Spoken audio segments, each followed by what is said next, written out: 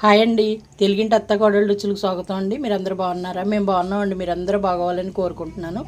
ఇదిగోండి, అసలు పులుసు ఉంటుందండి, ఎంత అమోఘంగా ఉంటుందంటే చాలా బాగుంటుందండి.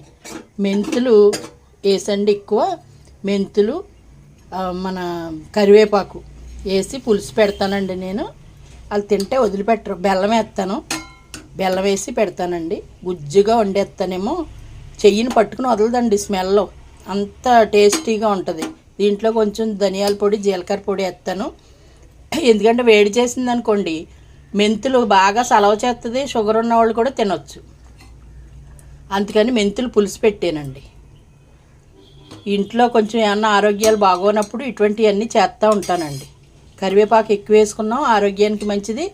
వారిపన్నం, పెరుగు తోడు పెట్టుకున్నాం, చాలా బాగుంటుందండి.